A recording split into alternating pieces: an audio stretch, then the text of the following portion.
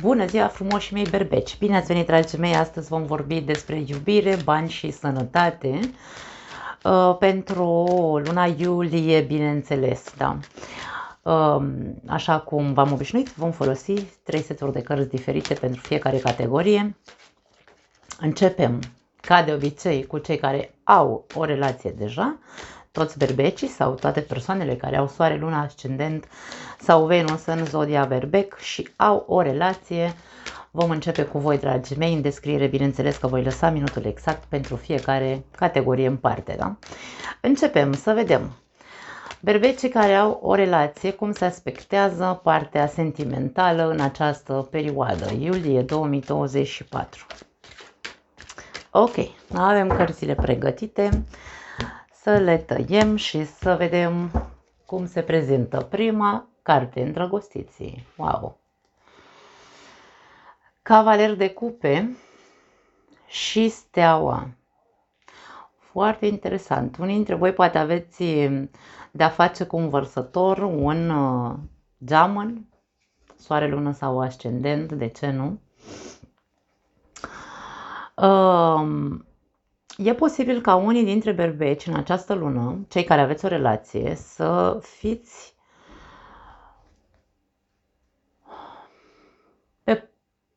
hai să spunem așa, deciși, îmi vine să spun, cu îndrăgostiții. Ați luat deja decizia în mintea voastră să mai dați o șansă acestei relații. Dar e vorba de nu a da o șansă așa din senin să vedem unde duce, ci cu o intenție. Da? Intenția probabil pentru unii dintre voi este ca voi să faceți prima mișcare în relația voastră. Putem să vorbim aici despre a-ți cere iertare pentru ceva ce ai făcut cândva, a veni cu oferte originale, de ce nu, cu idei originale, cu invitații originale în relația ta. Este ca și cum eu aleg să fac primii pași, să vedem dacă putem să,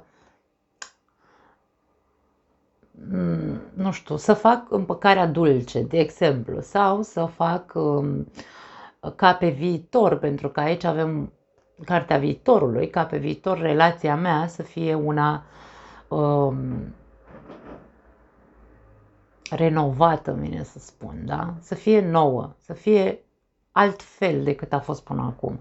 Și vedem intențiile, da? Intențiile, eu aș spune că sunt ale tale, pentru că vorbim despre berbeci, dar de ce nu ar putea să fie surpriza și de cealaltă parte, partenerul tău să aleagă să facă primii pași în a demonstra sau în a fi mult mai, hai să spunem așa, mai romantic, în a fi un pic mai atent, în a fi un pic mai pe detaliu, să-ți mai aducă un cadou din când în când, chestii de genul ăsta, da?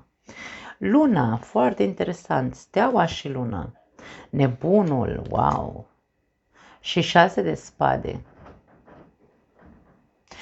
Eu simt aici că mulți dintre berbecii care au o relație vor elibera foarte multe frustrări începând cu această lună. Frustrări legate de relația lor, traume pe care, sau nu știu, probabil evenimente traumatice, să spunem așa, care s-au întâmplat între voi doi, au posibilitatea de a fi eliberate aici. Da? Există o energie de intenție, există o energie de alegere. Berbecul sau ambii parteneri aici aleg să nu să treacă peste, ci să facă eforturi conștiente, îmi vine să spun, să renoveze energia din relația lor, să vindece toate problemele pe care le-au avut pe parcursul acestei relații și probabil să, inclusiv să scoate la suprafață toate lucrurile care au fost reprimate de către ambii parteneri. Pentru că unii dintre voi ați fost în continuu, îmi vine să spun, puși în situații de răscruce, în care, băi, ce facem cu relația asta? Băi, ce facem că parcă nu reușim să trecem peste anumite lucruri? Și aici intenția de a începe o nouă etapă a acestei relații are legătură cu acest trecut, are legătură cu aceste traume, cu aceste reprimări, da? Deci, e ca și cum berbecul și partenerul de viață spun până nu reușim să scăpăm, da? De trecutul ăla pe care probabil nu a fost atât de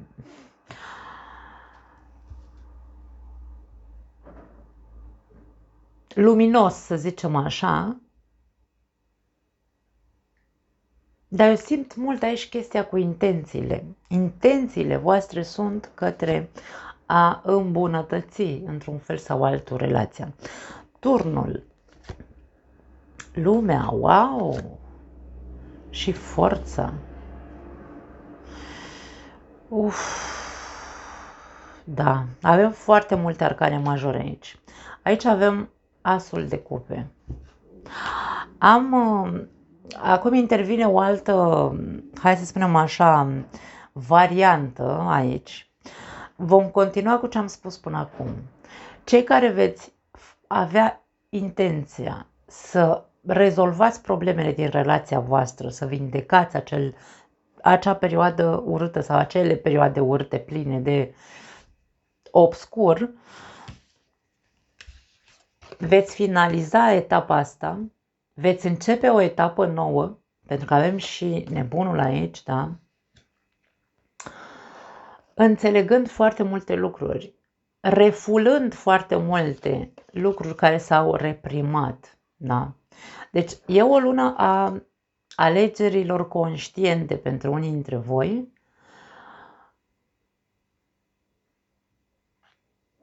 intențiile fiind și ele unele conștiente,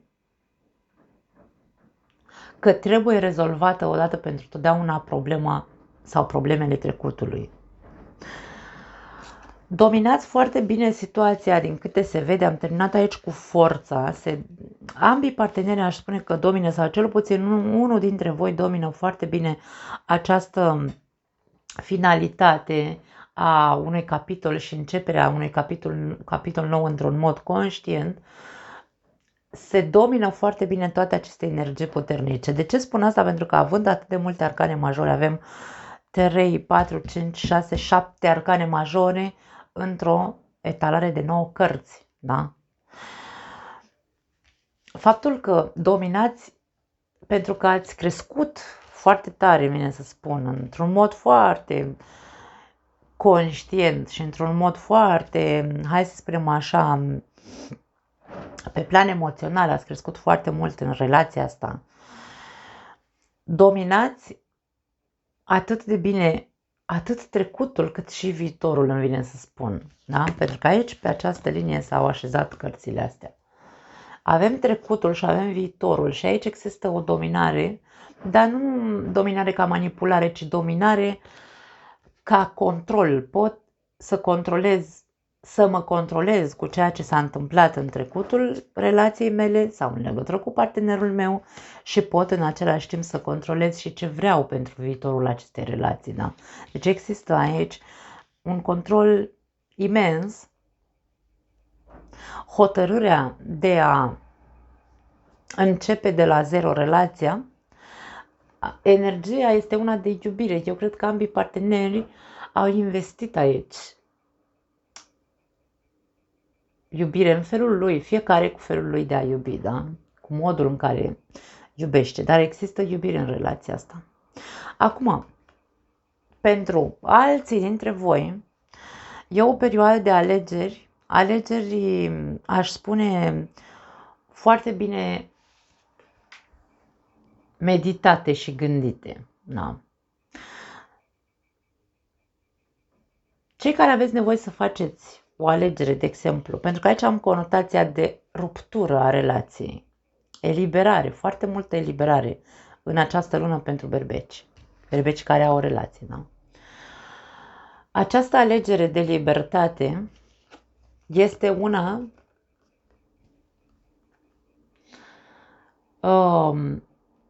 foarte bine meditată, după cum am spus, probabil dată pe toate părțile. Probabil că s-a încercat de foarte multe ori să se ia, hai să spunem așa, o decizie, dar pentru unii dintre voi, nu știu dacă neapărat a fost o amânare a deciziei de a rupe relația, da? Cu luna aici ar putea să fie frici. Mi-a fost frică foarte mult timp să conștientizez că, de fapt, relația asta are multe umbre, relația asta are multe secrete, să spunem așa. Și a existat o amânare. În schimb, în această lună iulie, ceva se iluminează. Anumite lucruri ies la iveală aici, sau poate foarte multe lucruri ies la iveală. Și faptul că am spus că alegerea este una foarte bine meditată este pentru că,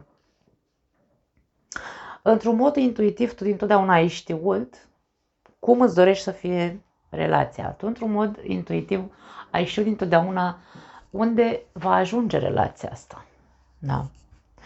Și probabil întotdeauna ai crezut sau ai știut în interiorul tău că relația asta, într-un moment sau altul, în viitor, se va rupe. Sau va trebui să fie ruptă. Da? Pentru că indiferent de, hai să zicem așa, eforturile care s-au făcut în această relație, probabil că ai avut de-a face sau tu ai fost superficial în ceea ce privește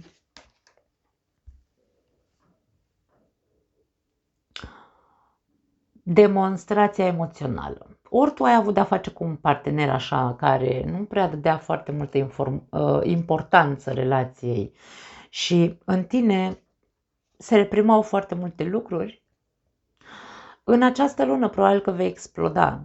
Meditând de foarte mult timp, după cum am zis, ai tot meditat, ce să faci cu relația asta? Știind, inconștient, da? Știind că nu vei ajunge niciodată la ceva așa cum tu îți dorești, la ceva, la o uniune puternică între voi doi. Acest partener poate că era, nu neapărat, da, poate fi pentru unii dintre voi un partener libertin, un partener care făcea doar când avea chef să facă ceva pentru relație sau nu neapărat doar când avea chef, ci când avea, nu știu, hai să spunem energie. Un partener care poate odată la 5 luni îți aducea un buchet de flori, de exemplu. Deci au fost foarte multe lucruri pe care unul dintre voi le-a reprimat de-a lungul anilor. Aici vorbim despre relații de lungă durată, deci nu vorbim despre cei care aveți o relație de 5 luni de zile, de exemplu, da? Nu, aici vorbim despre relații de lungă durată. Tot ce s-a strâns între voi apasă, da? Apasă foarte mult din punct de vedere emoțional. Și este un moment de răscruce luna iulie pentru unii dintre voi, în care probabil veți prelua aici controlul și veți spune gata, ok.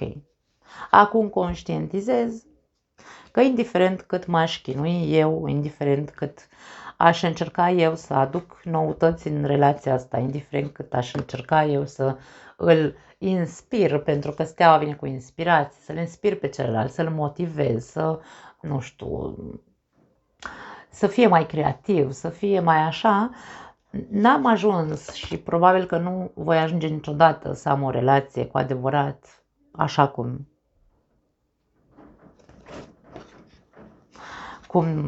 mi-am dorit, probabil, nu? Wow! Și unii dintre voi, da. Pentru cei care aveți o relație cu cineva care nu este implicat foarte tare emoțional și este implicat doar așa, hai să spunem, nu pe jumătate, ci din când în când, da? Că nici măcar pe jumătate nu este implicată aici persoana asta, nu e ceva de la inimă la inimă aici, nu. Cavalerul ăsta de cupe are îndrăgostiții la spate. El privește doar înspre viitor, dar din nou vorbim cu o anume superficialitate. Cavalerul de cupe și cavalerul de bute sunt cei mai superficiali din tarot. Da? Și mie asta îmi indică faptul că acest partener este într-adevăr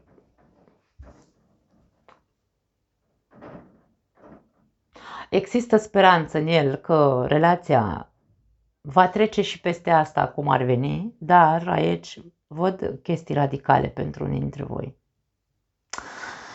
Da. Există iubire, da, nu zic că nu există iubire.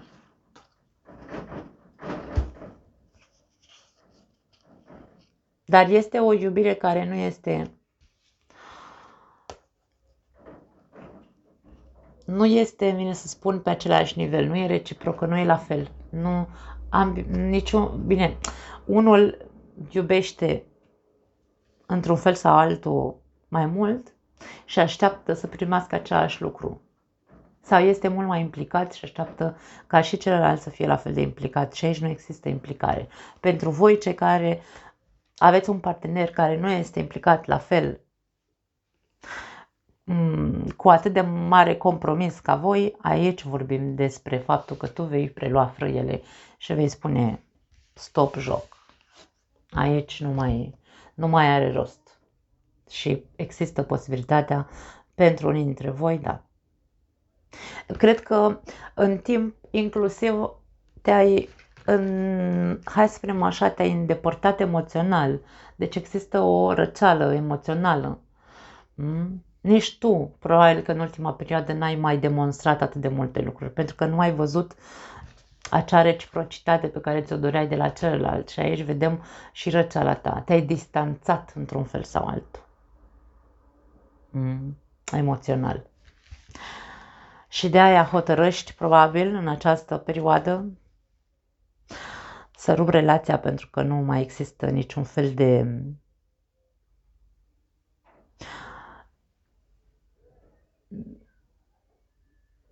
Vei fi foarte conștient că este finalul, pentru că până aici s-a putut ajunge în relația asta, da? Deci e ceva foarte conștient. De-aia zic că nu este nimic tragic, nu este nimic... Poate ambii parteneri până la urmă vor cădea de acord că cel mai bine este fiecare pe drumul lui. Va exista o relație de prietenie, vă veți despărți în, hai să spunem așa, în condiții pașnice, ca niște oameni cu capul bine mobilat, cum zic eu câteodată, da? Deci aici nu va exista niciun fel de dramă, nu va exista niciun fel de vai Doamne, nu, aici va exista, băi, până aici a putut să ajungă relația asta. Vedem că unul dintre noi nu mai poate, da? Și nu mai vede viitorul acestei relații, pentru că am văzut cum a fost până acum, implicarea nu există acel 50%, da? Din partea celuilalt, și aici e vorba despre a conștientiza că până aici a putut să ajungă relația noastră. Și despărțirea va fi una amiabilă. Așadar, dragii mei, da. Ce să zic? Probabil că e cel mai bine să se întâmple așa, în momentul în care vezi că, Doamne, mai mult de atât nu se poate. Am ajuns la finalul acestui ciclu. Da? Foarte interesant. Wow! Ok, hai să vedem. Berbecii siguri, borlaci sau separați, care-i treaba cu voi în această lună iulie, dragii mei? Pe plan amoros, sentimental, emoțional, da? Berbecii singuri. Ok.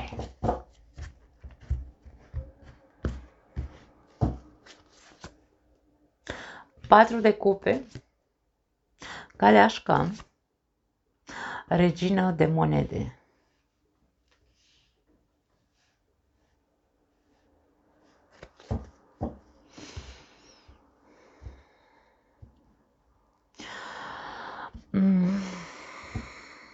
Unii dintre voi cred că aveți o invitație, dragii mei, pentru a face o călătorie și vă văd așa un pic...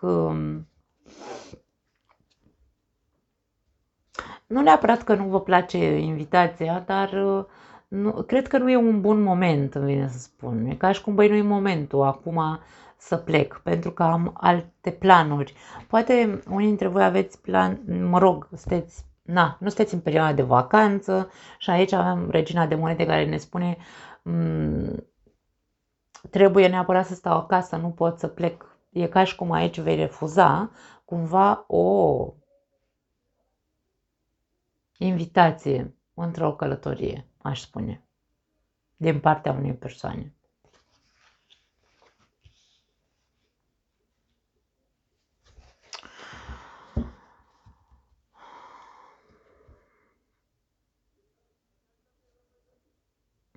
Alții dintre voi aș spune că aveți un obiectiv aici. Un obiectiv foarte, hai să spunem așa, coerent, îmi vine să spun, da? Cu Regina de Monede, e ca și cum tu vrei să mergi în...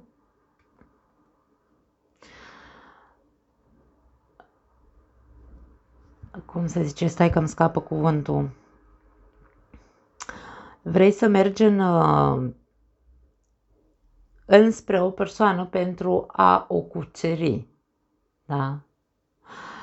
4 de cupe ne spune nu te grăbi, mai stai puțin și mai analizează dacă este momentul să faci pasul acum.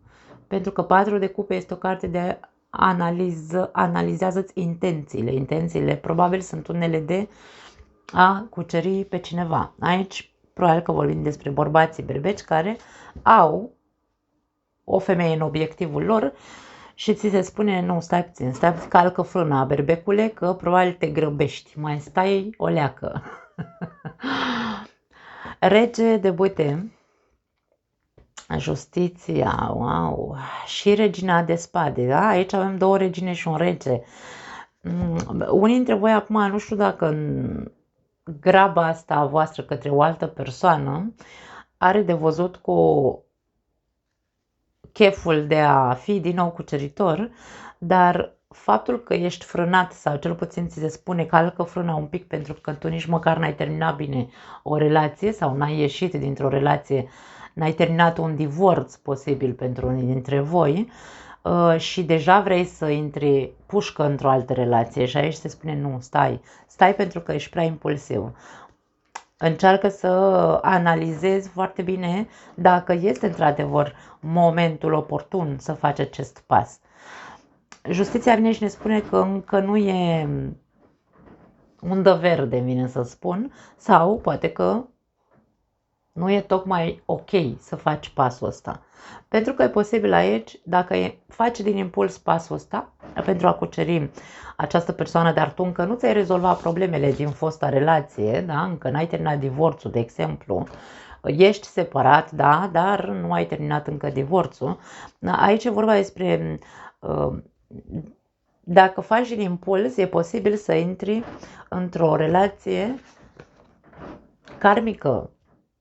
Din nou, adică să fugi dintr-o karmă și intri în alta, da? Deci e ca și cum repeți același tipar de relație ar putea să fie, da? Interesant aici. Hai să mai vedem încă 3 cărți. Soarele, wow! 7 de monede, vezi? Deci analiza și așteptarea. Stai, nu grăbi nimic. Insistă cărțile să ne spună lucrul ăsta și împăratul. Wow! La capătul cărților avem Cavaler de monede. Cavalerul de monede nici el n-are grabă. Deci aici e vorba așa, wow, și sub Cavalerul de monede avem 6 de monede. 6 de monede este din nou echilibru. Avem 2 cărți care deja ne vorbesc despre echilibru, cumpătare, stai, nu calcă frâna, da?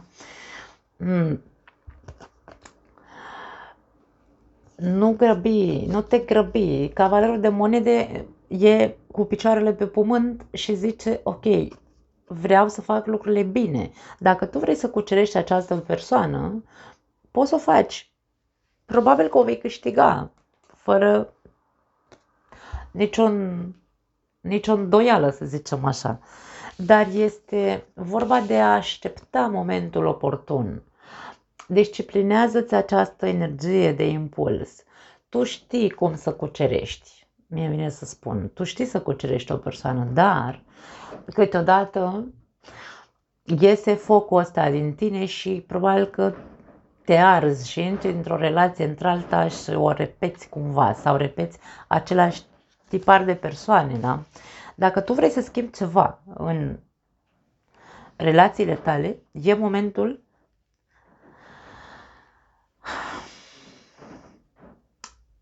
să-ți oprimi, nu, reprimi un pic energia asta atât de incitantă care iese din tine, probabil fără să-ți dai seama, da? De a zice, gata, am pus ochii pe cu tare persoană, nu mai stau, trec la acțiune, da? Trec la acțiune aici. Persoana asta e posibil, atenție, pentru unii dintre voi e posibil să fie deja într-o altă relație. Ori este căsătorită, ori este pe punctul de a divorța, de a se separa și așa mai departe. Aici e nevoie așteptarea sau răbdarea de care trebuie să dai dovadă este pentru a lăsa această persoană să își rezolve problemele, să se elibereze și ea, în cazul în care este într-o altă relație, să își rezolve problemele cu divorțul, de exemplu, da? Până nu va fi liberă, persoana asta probabil că te va tot refuza. Acum, avem două figuri masculine, două figuri feminine. De-aia simt eu aici că e vorba despre, pentru unii dintre voi, deci nu are cum să fie pentru toată lumea, da, dragii mei? Dacă nu e cazul vostru, nu e talarea voastră. Pentru unii dintre voi este vorba aici despre tu nu ți-ai terminat încă treaba cu fostul partener, fosta parteneră, da? Și tu ai de închis aici, de rezolvat ceva. Și cealaltă persoană are de rezolvat ceva. Există aceste două cupluri, să le zicem așa, da? Care nu și-au rezolvat treburile. Și dacă nu aveți răbdare să analizați foarte bine următorul pas, e posibil să intrați din nou, după cum am spus, într-o relație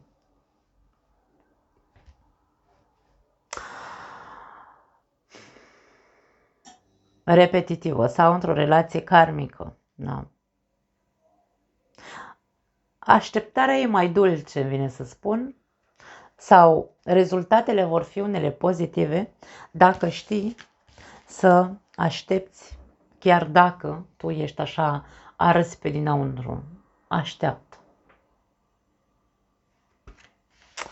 Da, există posibilitatea să construiți ceva foarte solid și foarte frumos cu persoana asta, doar că aici e implicată răbdarea. Știu că e complicat pentru un berbec să aibă răbdare, dar, dragii mei, pas cu pas aici, da? Cavalerul de monede ne spune că ar trebui să știi să faci lucrurile așa, cât un pas atunci când trebuie făcut, da? Să avansezi atunci când trebuie să avansezi, nu să forțezi absolut nimic, ca să nu te mai întorci încă o dată să trebuiască să mai iei ceva la mână, da? Cavalerul de monede de aia este lent, pentru că nu îi place să facă lucrurile încet și bine. Și cam asta este ideea aici pentru voi. Wow! Interesant și la voi, dragii mei, da? Cam asta e ceea ce vedem. Hai să vedem pe sănătate și pe bănuți. Să vedem pentru berbeci luna iulie cum se aspectează din punct de vedere financiar și, hai să spunem așa, fizic, da? Cu sănătatea.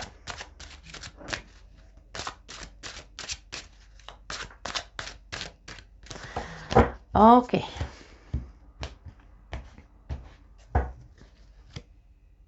10 de bâte.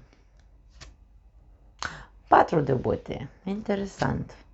Turnul. Pe plan financiar e momentul să observi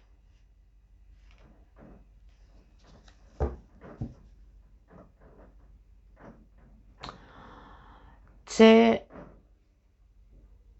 din tine, pentru că aici e al tău acest 10 de bâte,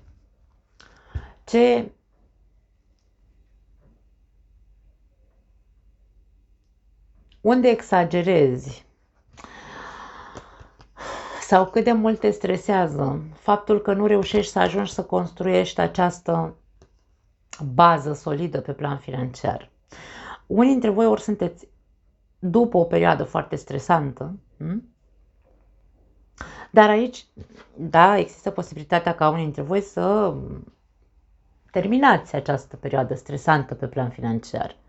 Poate vă bateți capul de foarte mult timp cum să faceți să vă cumpărați o casă, nu știu, să faceți nunta, ce știu eu, poate fi orice aici, da? Și de foarte mult timp a fost anevoioasă perioada. Și e posibil aici să ajungi, da? În sfârșit ajungi la final, în sfârșit reușești să-ți cumperi casa, reușești să-ți pui bazele unei afaceri, dar e vorba de privește-te puțin, pentru că tu aici faci ceva, faci prea mult. Există o mare exagerare care turnul zice, nu mai face de-astea, stai mai potolit, nu mai sta atât de multe ore la muncă, de exemplu, sau nu mai investi atât de multe ore în proiectul tău, de exemplu. Ia-o un pic mai, trebuie să integrezi armonia, pentru că aici e foarte mult stres, foarte mult, nu știu, poate ai și corpul plin, acum intru și în sănătate, ai și corpul plin de contracturi, doar pentru că faci o grămadă de eforturi excesive pentru a construi ceva care de câte ori se construiește, când vezi că ai ajuns cumva la o bază, parcă puf, vine totul jos, nu? E senzația asta de, băi, niciodată nu reușesc să concretez cu adevărat baza asta, da? Numărul 4.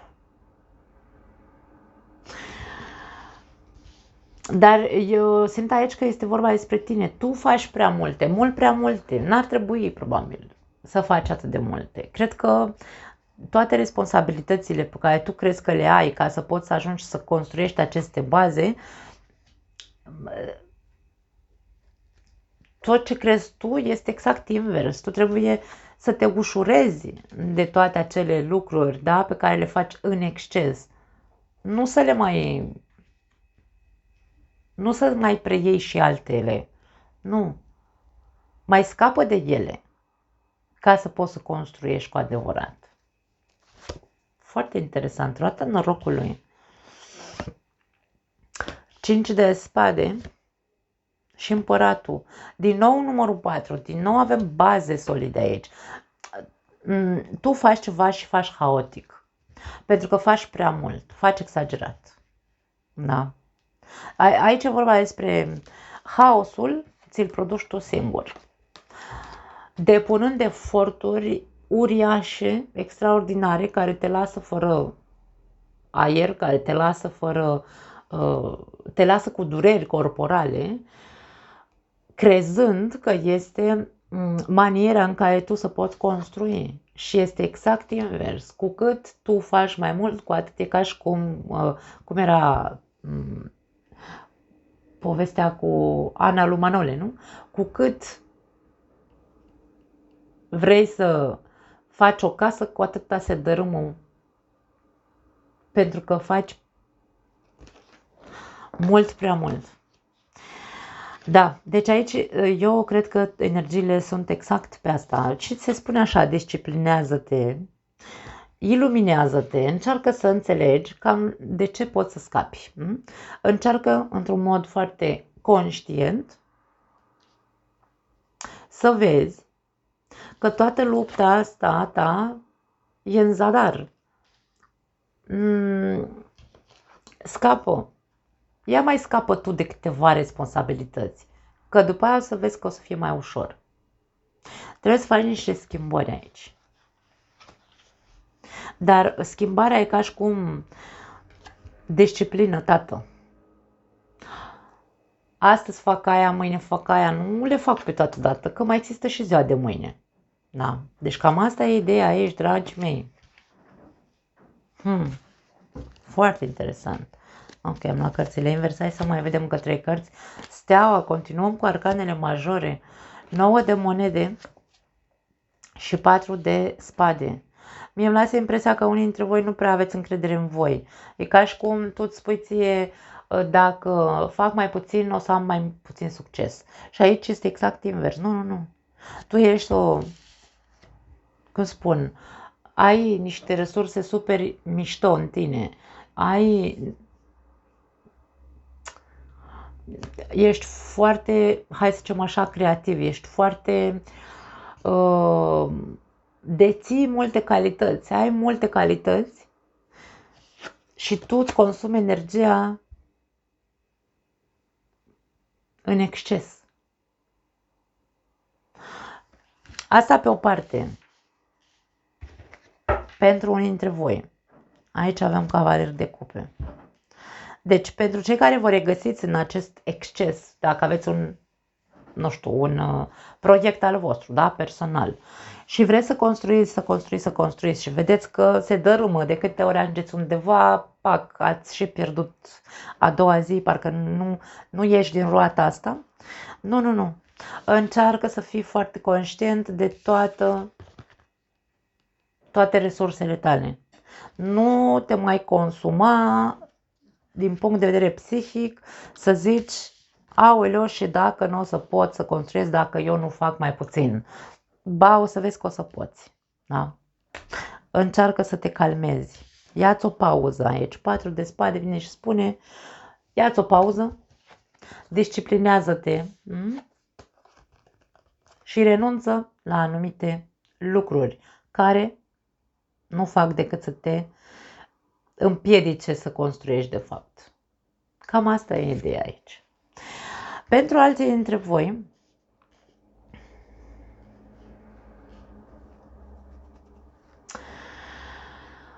putem să vorbim despre un stres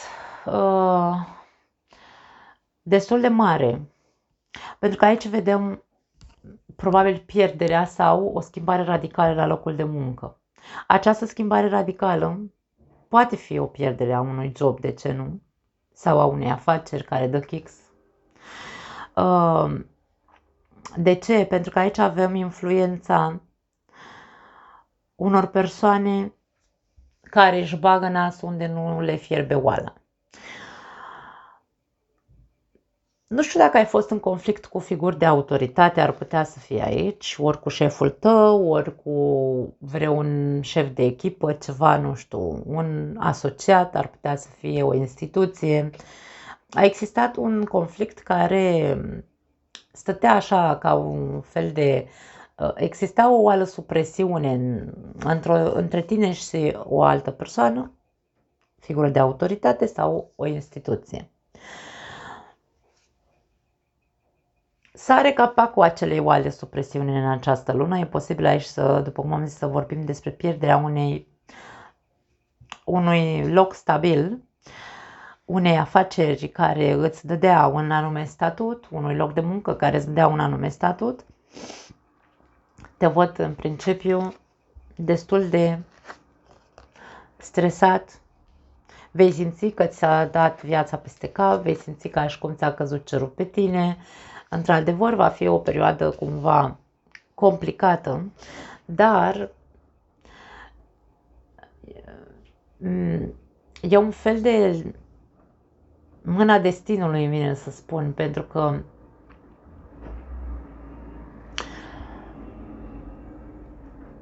tu probabil nu ai fost conștient că tu participai foarte mult la acest haos.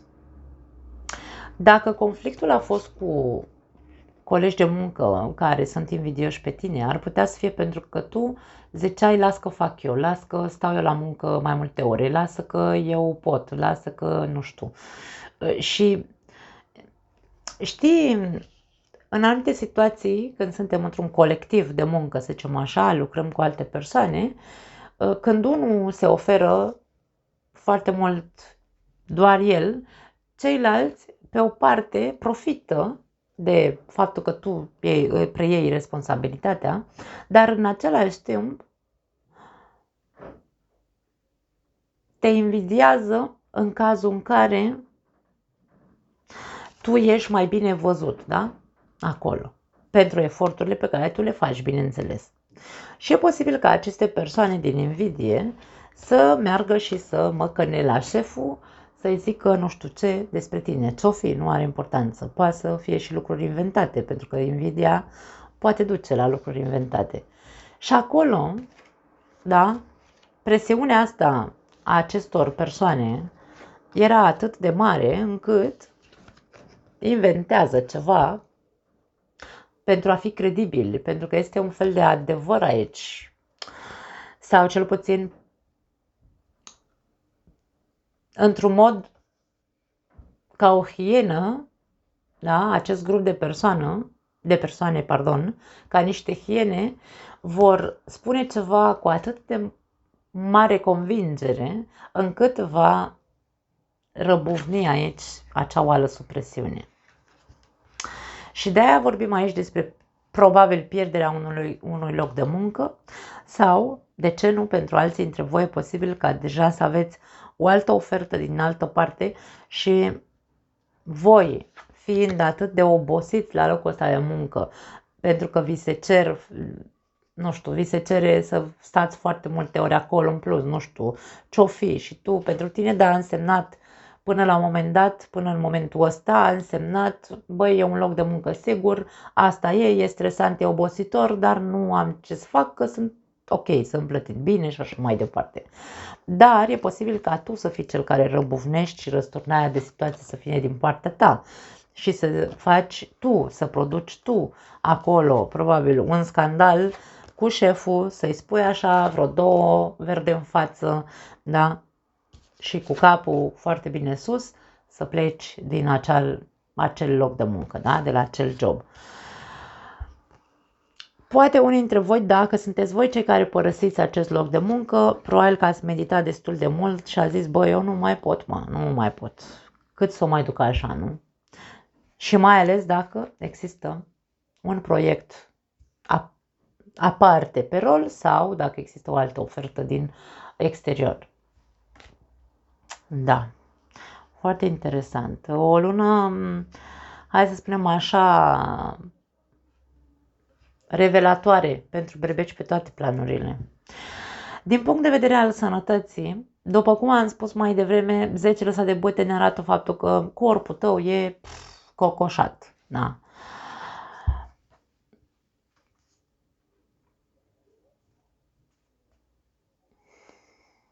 Ai nevoie de o pauză neapărat. Ia-ți o pauză. Îmi vine să spun că dacă tu nu ți iei o pauză într-un mod conștient și nu meditezi la ceea ce... Nu meditezi la faptul că ignori semnalele corpului tău în care zice nu mai pot și tu îl hăituiești aici, îl hărțuiești, pardon, tot tragi de el așa, da? Va ceda corpul tău la un moment dat, te va pune la pat, indiferent că vorbim despre, ar putea să fie aici, de ce nu, un accident domestic, pentru că e lângă casă aici, da? Ori, nu știu, te împiedici, că fiind atât de obosit corpul, te împiedici, la un moment dat cazi, nu știu, te lovești, îți rupi o mână, un picior, turnul înseamnă oase, da? Fracturi, da? Corpul te va pune la un moment dat, te va obliga să-ți iei pauza asta pentru că tu îl surmenezi sau îl obligi să mai rămână în picioare chiar dacă el nu mai poate. Așadar e momentul să începi să-ți îndrepți atenția, da? Să faci schimbări și să-ți îndrepți atenția înspre sănătatea ta. Steaua înseamnă sănătate. Ce fac? Mă distrug singur aici, Ești de mult, poate de un an de zile ești așa, în ritmul ăsta. Și steaua vine și spune, nu. Ia încearcă tu să deschizi ochii aici, da? Trezește-te că îți distrugi singur sănătatea. Alimentația, poate că nici măcar nu te mai alimentezi cum trebuie. Aici din nou avem figura corpului, trupului. Ce fel ai grijă de corpul tău? în niciun fel din câte se vede. Și probabil că haosul există în toată casa ta, poate nici familia ta. Dacă tu stai 15 ore la muncă, normal, când să mai vii acasă, ce să mai mănânci? Mănânci ce apuci, copiii și ei, nu știu, sunt neglijați, nu mănâncă nici ea cum trebuie, nici partenerul de viață și toată lumea așa e cu haosul peste tot, din punct de vedere al sănătății, da. Da, oboseala este una care trebuie foarte bine, este atenționată foarte mult în această etalare. Alimentația și nu îți mai surmena corpul, nu îl mai supune la atât de multe traume, pentru că aici vei avea traume fizice, da? Fizice. Vei cădea la pat, punct. Nu mai am altceva de zis, pentru că îți vei rupe ceva. Sau corpul tău se rupe că nu mai poate săracul, dar nu mai știe cum să-ți zică. Da, cam asta e, dragii mei, nu mai am altceva. Foarte interesantă luna iulie. Vă pup, ne vedem data viitoare. Ceau!